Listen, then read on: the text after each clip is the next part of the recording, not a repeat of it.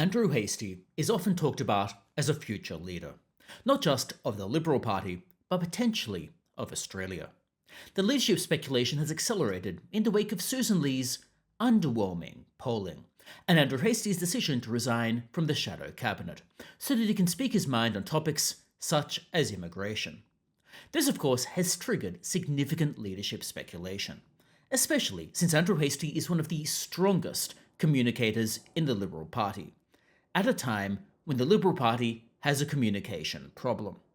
So with this in mind, let's dig into the situation, and you can let me know your thoughts about whether you think Andrew Hastie should be the leader of the Liberal Party. So let's start with a brief background about who exactly Andrew Hastie is. Well, he's a Liberal MP from Western Australia. He's represented the seat of Canning since 2015.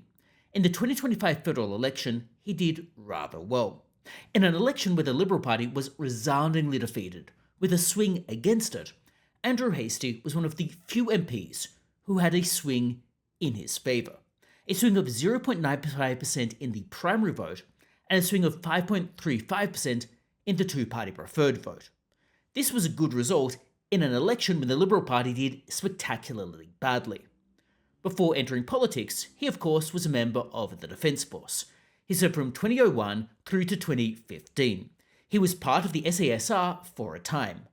In Parliament, he was the Assistant Minister for Defence from December 2020 to May 2022, when the Morrison government was in power. But of course, ultimately he went into opposition when the Morrison government lost to Anthony Albanese. So far, we see a reasonably strong background. After all, people with a military background tend to have above average leadership potential. But of course, his background has been primarily within the defence portfolio. He branched out recently to the Shadow Ministry of Home Affairs. Now, Andrew Hastie is typically regarded as a conservative. He doesn't support net zero, for example, and he is quite religious.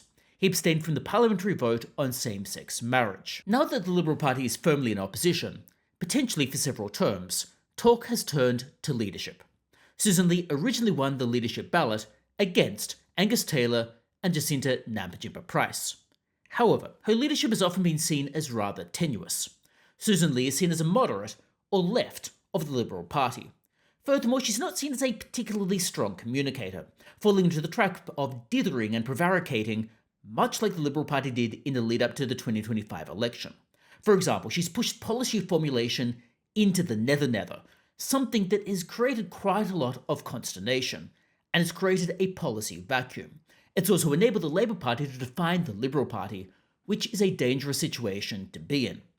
Susan Lee seemingly supports net zero and has only barely stopped short of directly endorsing gender quotas in the Liberal Party, things that are not popular with the Liberal Party base. Now, of course, the Liberals seemingly felt the need for someone like Susan Lee in order to appeal to a broader electorate. They felt they needed a moderate to appeal to more people, particularly since they were losing in the teal electorates in the inner city. Now, of course, one might argue that the Liberals were already very left-leaning into the 2025 election, and perhaps their decision to not really stand for anything was why they lost even more seats. That is, their attempts to cozy up to the teal electorates, something that was not particularly successful, also cost them even more seats. Indeed, ironically, the only person to really defeat a teal candidate was Tim Wilson, and Tim Wilson is from the freedom wing of the Liberal Party, being more of a libertarian. Now, of course, Tim Wilson is in a same-sex relationship, being married to his husband. However, he is also in favour of less government control and lower taxes and more individual liberty. He is more of the libertarian wing of the Liberal Party, which I think is actually closer to where Andrew Hastie stands than where Susan Lee stands. Now, within the Liberal Party, when they were choosing a leader, Andrew Hastie's name was often mentioned. However, he declined to run for leadership. He cited that he has a young family and he lives in Perth, and the toll of the time zone differences and the travel would be quite significant on his family at this stage. Now, of course, one might wonder whether he also viewed the leadership as a poison chalice. He viewed the leader as likely to be rolled, regardless of whether they were particularly good, bad, or otherwise. He also felt the Liberals would be in opposition for potentially several terms, and even if one of the leaders coming up were to lead the Liberals into leadership at some point, well, the first leader would potentially lose to a future rival. lo and behold, that's potentially going to happen. Several months on, leadership is still in discussion. Susan Lee's polling is dismal. According to Newspoll, the Liberals' primary vote is just 29%. The two-party preferred vote is only 43%. The Liberals might lose by even more than they did in the 2025 election, which was a catastrophically bad result. Only 34% of people are satisfied with Susan Lee's performance as opposition leader. She's performing even worse than Anthony Albanese. Now, of course, the continued leadership speculation probably doesn't help her, but nor does the dithering and prevarication about policy, which again causes the population to not really know what she actually stands for. Contemporaneously, Andrew Hastie has released a video in which he called for a return of Australian manufacturing. I don't know about you, but I have to remind myself that we used to make cars in this country. Check this car out. It's a beautiful piece of craftsmanship. It's horsepower, it's heritage, it's grit, and it's an Aussie car made by Aussie workers for the Australian people. We used to make complex things in this country. In fact, with cars, we used to say, race them on a Sunday, sell them on a Monday. And it wasn't just a slogan, it was a way of life. Competition drove innovation in our car industry. But that's all gone. Today we're being told that we can forget our past forever, that we can no longer build physical things of value in this country.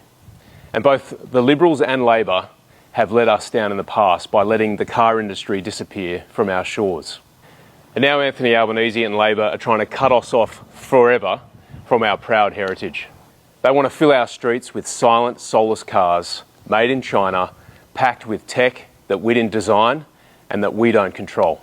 It's not just about the cars. It's this sense that we've lost something, that we're now just helpless consumers. The Australian people are at our best when we unlock our innate God-given drive to design and build complex things like cars. We don't do that anymore. We're a nation of flat white makers when we could be making beautiful cars like this again. And in order to do that, we need cheap energy. We have an abundance of coal and gas, which Anthony Albanese and Labor are willing to sell to countries like Japan, China, and India. The hypocrisy is breathtaking. They'll sell that stuff to countries that burn it, and they'll deny it to the Australian people. They'll deny us an industrial base like this. So yeah, I'm for Australians. I'm for putting Australians first. I want to see us making complex things because I'm ambitious for my country. And I know many of you are ambitious for your country too.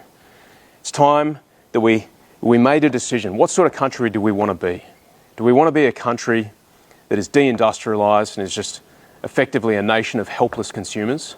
Or do we want to unlock our energy potential, make the most of our coal, make the most of our gas, and produce things again, build stuff with our hands? If you want that, let's go. Now, of course, the video has some issues, but it showed perhaps a declaration of intent. It also showed that he was a strong communicator and was able to appeal to a broad population of people. After all, many Australians do want Australia to produce things, even if it's not cars. They want Australia to have some form of high manufacturing base. After all, people don't really want Australia to just be a country where we dig up things and sell it to China. People want Australia to engage in higher order manufacturing where they add value to the minerals and resources that they have. Now, the video talked fondly about when Australia made cars, and it lamented the lack of a vehicle industry. Some have mocked the video. After all, the Liberals were partly responsible for the car industry leaving. Andrew Hastie, of course, acknowledged this, but still it was a sticking point. Others, of course, including myself, have noted that Australia's manufacturing industry is uncompetitive. Part of the reason the manufacturing industry failed was because the government decided to withdraw subsidies that were going to that industry. Now, of course, one might argue that every other country subsidises the car industry, so therefore Australia needed to do so to remain competitive, but the industry was uncompetitive regardless. Furthermore, Australia has high costs in terms of labour, in terms of energy, and also has high taxes. And Australia seems to have anti-aspiration tax settings and policy settings. That is, if someone were to go and set up a car company and be successful, well then they might just be torn down for their success. They'd be better off being successful in the United States than being successful in Australia. Australia's policy settings appear anathema to going out and succeeding. And Australia does not lionize success or applaud success. Australia appears to tear down people who are successful. Just look at the people like Adrian Portelli, who are routinely torn down despite his success. Just look at the fact that Atlassian decided to list in the United States rather than list in Australia. Just look at Canva, which seems like it is very likely to list in the United States rather than list in Australia. Australia is an unattractive place to be successful, and this in large part is because of the attitude Australia has towards success by and large, and this manifests in the Labor Party having such significant power, but also manifests in the policy settings Australia seems to bring to bear, which include incredibly high capital gains taxes, which, as I've talked about in prior videos, are literally the highest in the world, with a headline capital gains tax rate of 47.5%, which compares with New Zealand, where the tax rate is 0%. So if you're someone who has equity in that company, you'd be better off that company being in New Zealand or Dubai or Singapore or Hong Kong or myriad other countries where you keep more of what you have created. Now, of course, if it is a long-term investment, you would only be hit with half that headline capital gains tax rate. But still, that 23.5% or thereabouts is much higher than the 0% you've got in New Zealand, Hong Kong, Singapore, or the UAE, or the tax rates in the United States. Australia needs to get its house in order if it really wants innovation to actually succeed here, something the Labor Party does not have any appetite to do, particularly under Jim Chalmers and his decision to put the state front and centre of the economy. But that is a digression. Andrew Hastie might be able to fix that type of situation if he were to form leadership. Now, shortly after Andrew Hastie's video, Susan Lee started giving policy formation mandates to various MPs. These policy mandates would indicate which MP would be in charge of forming which policies in which areas. Now, Andrew Hastie was then the Shadow Home Affairs Minister. Home Affairs is something that is intrinsic to immigration, but Andrew Hastie was not given carriage of immigration. He noted that the Home Affairs portfolio should really have some input into this. Otherwise, he could be representing a portfolio and policies he had no hand in creating or forming. Furthermore, Andrew Hastie appeared to be concerned that the Liberals would promote high immigration and policies related to that, and he would need to articulate these even though he had no role in formulating those policies.